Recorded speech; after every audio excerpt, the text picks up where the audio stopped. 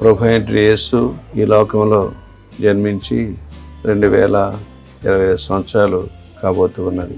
ఈ సందర్భంగా మనందరం కూడా ఒకసారి ఆలోచన చేస్తే, దేవుడైనటువంటి క్రీస్తు మనుష్యావతారం ఎత్తి మానవుల మధ్య 33 సంవత్సరాల పాటు జీవించి, తను జీవించినంతకాలం కూడా ముఖ్యంగా ఆ 3 సంవత్సరాల పాటు అనేక మందికి శారీరకమైనటువంటి ఆధ్యాత్మికమైనటువంటి స్వస్థతను చేకూరుస్తూ ప్రజలను అనేక ఇతి బాధల నుండి రక్షించినటువంటి, స్వస్థత చేకూర్చినటువంటి దేవుడు.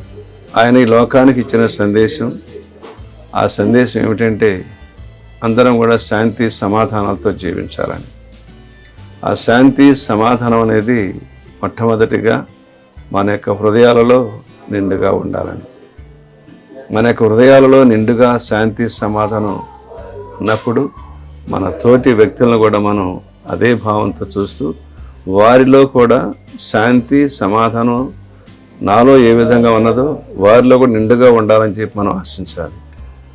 అంటే వారిలో, మన చుట్టుపక్కల వారిలో కలగాలంటే మనం మాట్లాడే భాషలో, మనం మాట్లాడే రీతిలో, మన క్రియలలో ఆ క్రీస్తు భగవంతుడు ఈ లోకంలో జీవించినప్పుడు తన యొక్క బోధన ద్వారా అనేక ఇబ్బందులు పడినప్పుడు కూడా, తనను వ్యతిరేకించినప్పుడు కూడా తన యొక్క ప్రేమ సందేశాన్ని ముందుకు తీసుకెళ్లిన రీతిలో కొన్ని సందర్భాల్లో మన కుటుంబ సభ్యులే మనను అవమానించవచ్చు, కొన్ని సందర్భాల్లో మన స్నేహితులు మనం మోసం చేయవచ్చు, మోసపూరిత మాటలు కొన్నిసార్లు మనం మోసపోవచ్చు.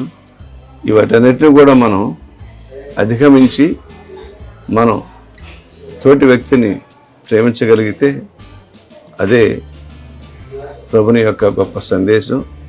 ఆ విధంగా మనం ఉన్నప్పుడు ప్రభుని యొక్క, అనగా క్రీస్తు ప్రభుని యొక్క జన్మదినోత్సవాన్ని యోగ్యంగా మనం జరుపుకునే వాళ్ళం అవుతాం.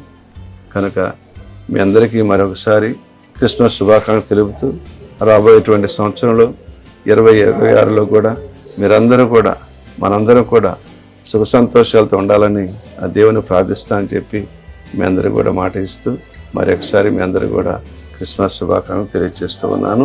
God bless you.